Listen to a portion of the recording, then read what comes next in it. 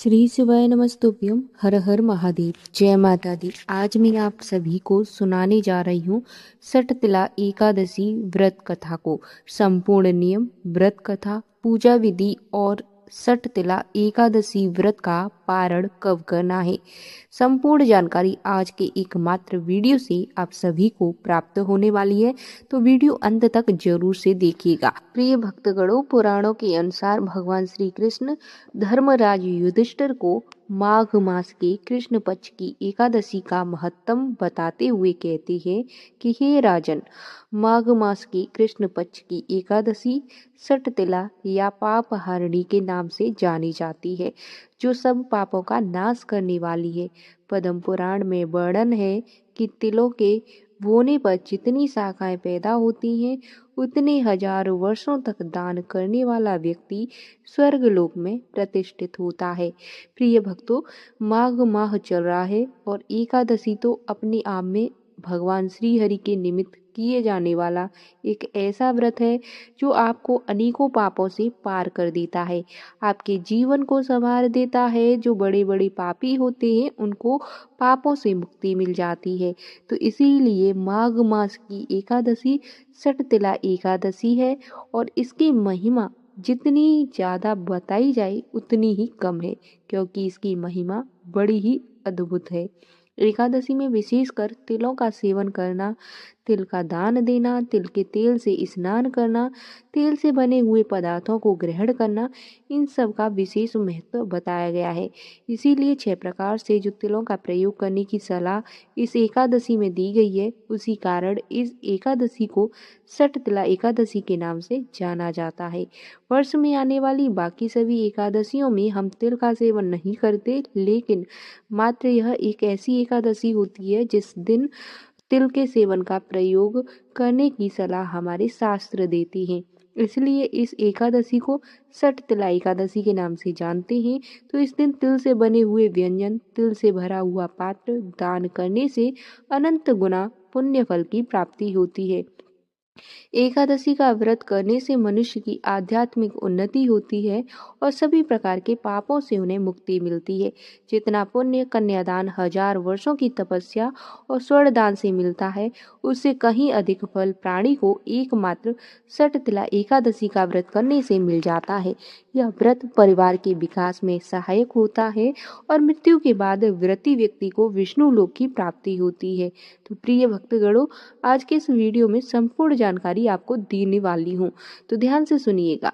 देखिए, यह एकादशी का व्रत कैसे करना है, क्या दान करना है और सटतिला एकादशी का जो विधान है वो क्या है, जो विशेष महत्व है, वो सब कुछ आपको आज के वीडियो से प्राप्त हो जाएगा।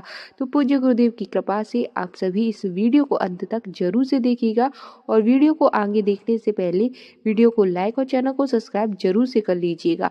देखिए, भगवान श्री हरि की कृपा प्राप्त करने के लिए, अपने व्रत की सफलता के लिए कमेंट बॉक्स में ओम नमः शिवाय जरूर लिख दें। हम भगवान विष्णु से यह प्रार्थना करते हैं और भोलेनाथ से यह प्रार्थना करते हैं कि आप जब एकादशी का व्रत रखें तो आपका व्रत सफल हो और उसका पुण्य फल प्राप्त हो जाए।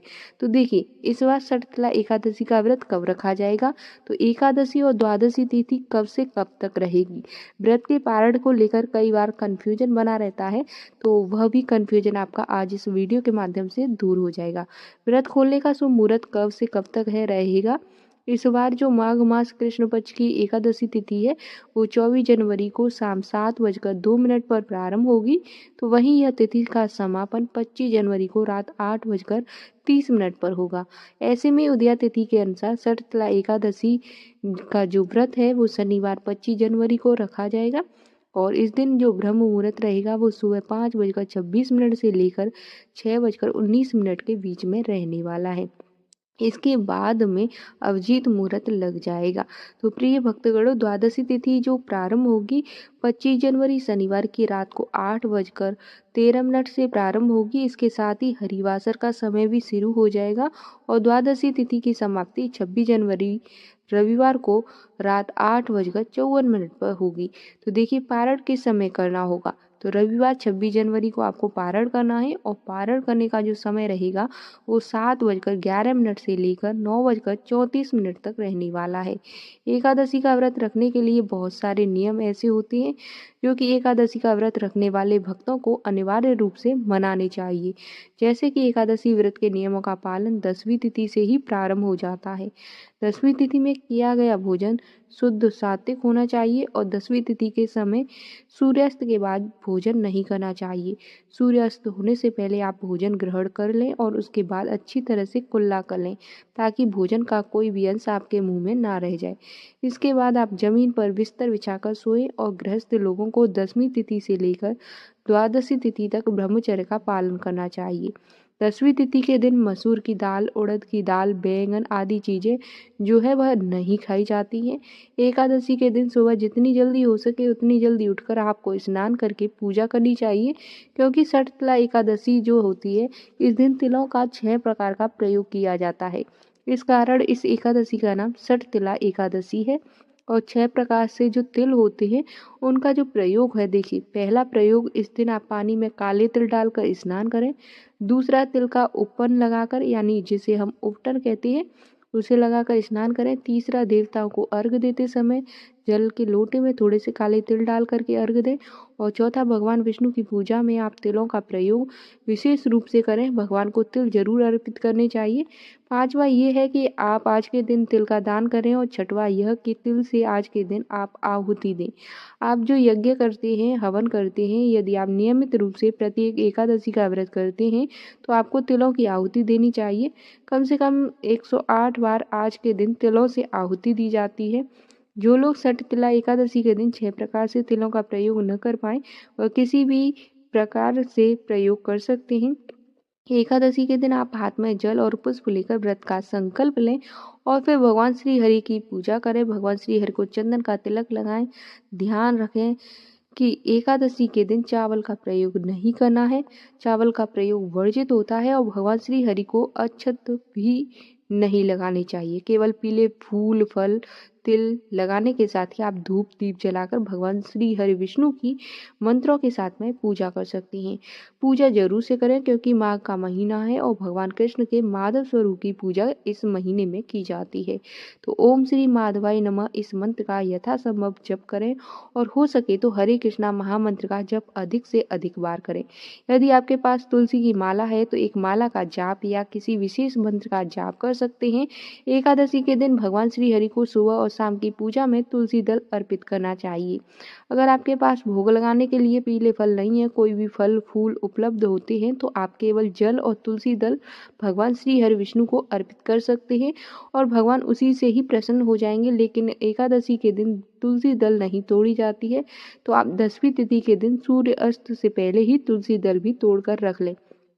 तुलसी दल एक हफ्ते तक बासी नहीं मानी जाती, तो अब इस तुलसी दल को बार बार प्रयोग में कर सकते हैं।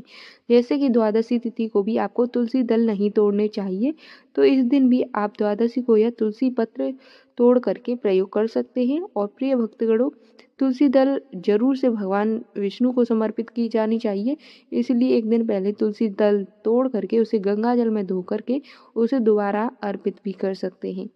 पूजा करने के साथ ही हाथ में थोड़े से तिल रखकर, फूल रखकर व्रत की कथा पढ़ना या सुनना चाहिए और फिर उन्हें अर्पित करके क्षमा याचना करके अपना व्रत प्रारंभ करना चाहिए। दिन भर भगवान विष्णु का ध्यान करते हुए व्रत का स्मरण करते हुए व्रत रखना चाहिए और शाम के समय सूर्यास्त होता है उस समय भगवान विष्णु की पूजा करने के साथ आपको निराहार नहीं रह सकते तो दूध फल ले सकते हैं। और शाम को वैसे तो रात्रि जागरण करना अनिवार्य होता है, जितना हो सके भजन कीर्तन करना चाहिए। लेकिन अगर आपके अंदर संभव ना हो तो जितनी देर हो सके आप रात में जाग सकते हैं, उतनी देर जाकर भगवान श्री हरि विष्णु का भजन कीर्तन कर सकते हैं। अगले दिन यानी कि द्वादशी तिथि में शुभ मुहूर्त में आपको व्रत खोलना चाहिए। और प्रिय भक्तगणों, द्वादशी तिथि में कुछ विशेष नियम होते हैं जिसका पालन एकादशी व्रत करने वाले प्रत्येक भक्त को पता होना चाहिए। जैसे कि हमेशा सूर्योदय के बाद व्रत खोला जाता है। जो भी आपके पास फल आदि हैं जो ग्रहण करना चाहते हैं उसे सूर्योदय के बाद ही ग्रहण कर सकते हैं। आप सूर्योदय से पहले पूजा तो कर सकते हैं लेकिन भोजन आदि ग्रहण नहीं कर सकते। भोजन आदि हमेशा दान करने के बाद ही ग्रहण किया जाता है। साथ ही हरिवासर के समय व्रत कभी नहीं खोला जाता। हरिवासर का समय जो होता है, जब द्वादशी तिथि प्रारंभ हुई थी तो उसके शुरू होने के 4 से 5 घंटे का समय ही हरिवासर कहलाता है। तो वैसे तो भगवान को भोग लगाने के लिए पंचामृत पंजीरी का भोग लगाया जाता है, पीले फल फूल मिठाई का भोग लगाया जाता है, लेकिन जिनकी सामर्थ्य नहीं है वह एकादशी व्रत में सभी सामग्री अर्पित नहीं कर सकते। उन भक्तों को चाहिए कि केवल मन में पीले फल फूल मिठाई का ध्यान करके भगवान श्री हरि को तुलसी दल जल का भोग लगा दें। एकादशी व्रत में तुलसी जी की पूजा की जाती है, इसीलिए तुलसी को जल अर्पित नहीं किया जाता। इस बात का भी आपको ध्यान रखना चाहिए। आप द्वादशी तिथि को तुलसी को जल अर्पित कर सकते हैं। और एकादशी व्रत में क्या करना चाहिए क्या नहीं करना चाहिए, तो देखिए, एकादशी के व्रत में जैसे कि आप हिंदू धर्म में जितने भी व्रत होते हैं जान लेते हैं, जैसे कि एकादशी के दिन आपके घर पर शुद्ध सात्विक भोजन करना चाहिए। किसी भी प्रकार का नशा जुआ तामसिक भोजन जैसे कि मांसाहार भोजन नहीं करना चाहिए। और सदस्यों को बड़े प्रेम से रहना चाहिए। कोई भी व्रत हो, घर में कलेश बिल्कुल नहीं होनी चाहिए। इस दिन घर परिवार के सभी सदस्यों को नाखून बाल भी काटना वर्जित होता है। एकादशी के दिन यदि कोई जरूरतमंद आपके द्वार पर आता है तो उसे कभी खाली हाथ नहीं लौटाना चाहिए। सामर्थ्य के अनुसार कुछ न कुछ आप अपनी आवश्यकता के अनुसार उसे दान देकर ही विदा करें। एकादशी का एक नियम खास ये होता है कि जब एकादशी का दिन हो तो उस दिन घर में चावल नहीं खाए जाते हैं और ना ही चावल बनाए जाते हैं। तो इस नियम का पालन आपको जरूर से व्रत के दौरान करना चाहिए। व्रत नहीं रखते हैं तो भी आपको इस नियम का पालन करना चाहिए। भगवान श्री हरि विष्णु की पूजा करते हुए आपको इस दिन यानी कि एकादशी के दिन व्रत कथा जरूर से सुननी चाहिए, पढ़नी चाहिए। और इसका जो पुण्य फल प्राप्त होता है वो अनंत गुना होता है। व्रत कथा सुनने से आप स्नान आदि से निवृत्त हो जाते हैं। उसी के बाद व्रत कथा का श्रवण करना चाहिए। आपको पीले वस्त्र पहनकर पीले आसन पर बैठकर यदि संभव हो तो भगवान श्री हरि विष्णु के सामने मुख करके पूर्व दिशा की ओर मुख करके कथा को सुनना चाहिए या पढ़ना चाहिए। तो प्रिय भक्तगणों, सठ तिला एकादशी जो व्रत होती है यह किस प्रकार से है, इसे भी आप श्रवण करिए। तो मैं आपको यहाँ पे सठ तिला एकादशी व्रत की कथा को जरूर से श्रवण कराऊंगी, तो आप उसे भी ध्यान से सुनिएगा। देखिए, पौराणिक ग्रंथों में सठ तिला एकादशी की कथा कुछ इस तरह से कही गई है कि एक बार देवर्षि नारद भगवान विष्णु के दरबार में जा रहे थे और बोले, भगवान, माघ मास के कृष्ण पक्ष की एकादशी का क्या महत्व है, इसकी क्या कथा है, मार्गदर्शन करें। श्री हरि नारद के अनुरोध करने पर कहने लगे, हे देवर्षि, इस एकादशी का नाम सठ तिला एकादशी है। और भगवान नारद जी ने कहा कि हे नारद, मैं तुमसे सत्य घटना कहता हूँ, ध्यान पूर्वक सुनो। प्राचीन काल में मृत्यु लोक में एक ब्राह्मणी रहती थी। वह सदैव व्रत किया करती थी। वह एक समय मास व्रत करती, इससे उसका शरीर अत्यंत दुबला हो गया। यद्यपि वह अत्यंत बुद्धिमान भी थी, तथापि उसने कभी देवताओं या ब्राह्मणों के निमित्त अन्न या धन का दान नहीं किया। इससे मैंने सोचा कि ब्राह्मणी ने व्रत आदि से अपना शरीर शुद्ध कर लिया है, अब इसे विष्णु लोक तो मिल ही जाएगा, परंतु इसने कभी अन्न का दान नहीं किया, इससे इसकी तृप्ति होना कठिन है। भगवान ने आगे कहा, ऐसा सोचकर एक बार मैं स्वयं भिक्षा के लिए जा मृत्यु लोक में उस ब्राह्मणी के पास गया ताकि उसका उद्धार हो सके। अब उसके पास कुछ देने के लिए था नहीं, तो मैं क्या करती। मुझे मिट्टी का एक पिंड दे दिया। मैं उसे लेकर स्वर्ग में लौट आया। कुछ समय बाद ब्राह्मणी भी शरीर त्याग करके स्वर्ग में आ गई।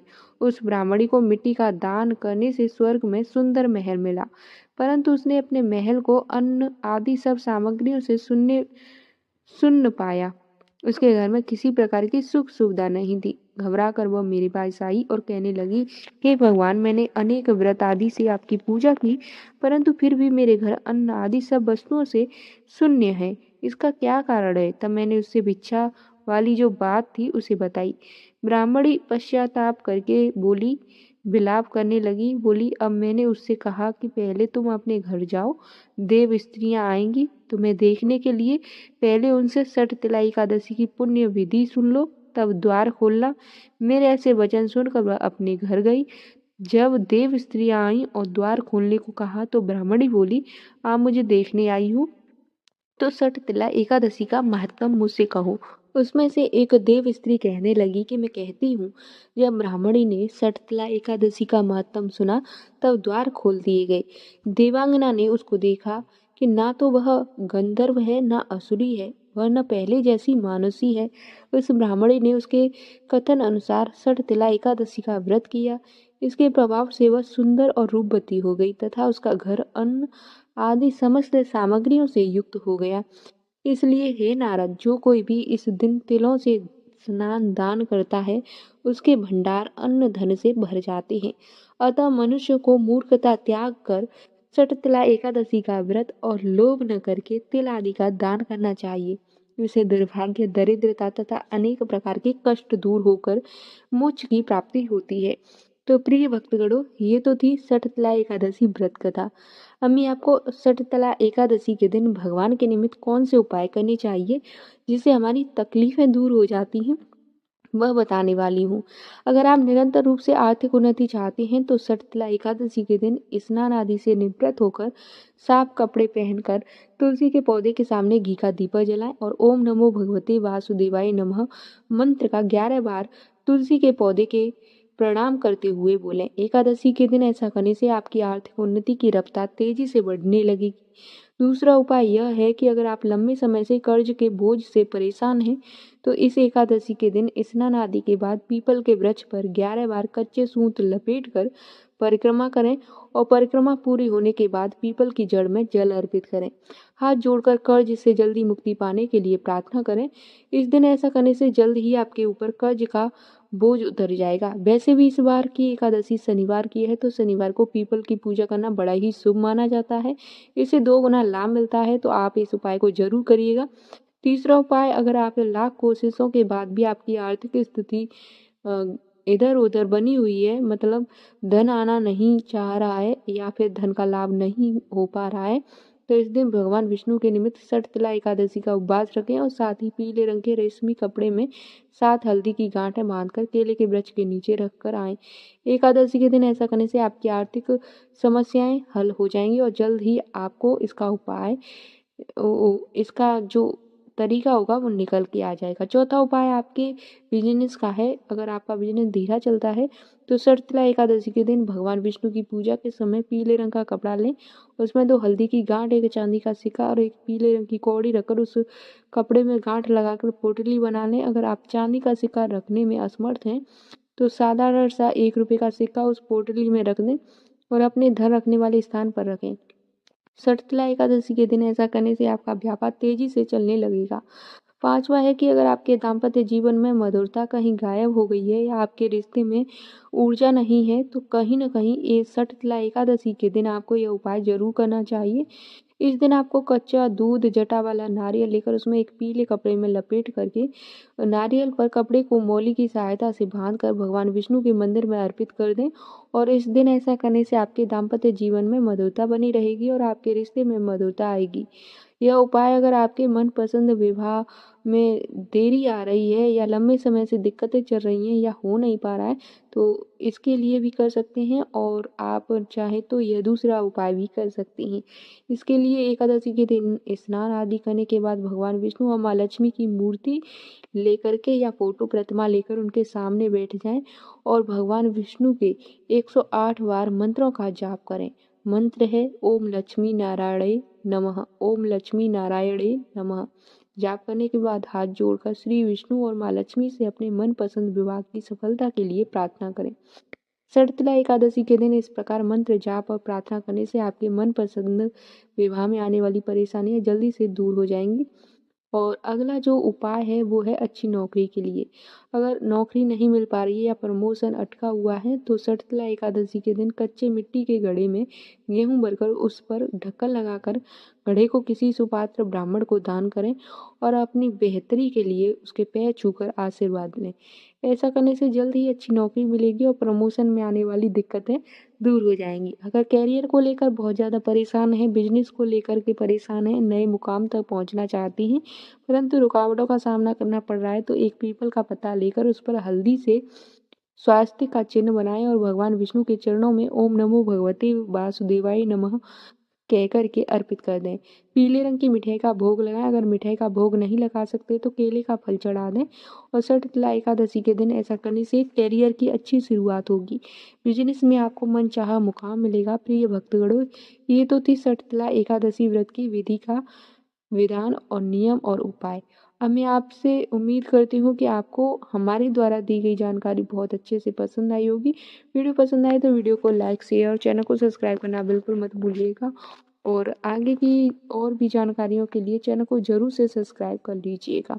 मैं मिलती हूँ आपको एक और प्यारी वीडियो में, तब तक के लिए बने रहिए, खुश रहिए, मस्त रहिए। कमेंट बॉक्स में श्री शिवाय नमस्तुभ्यम ज़रूर से लिख दीजिए।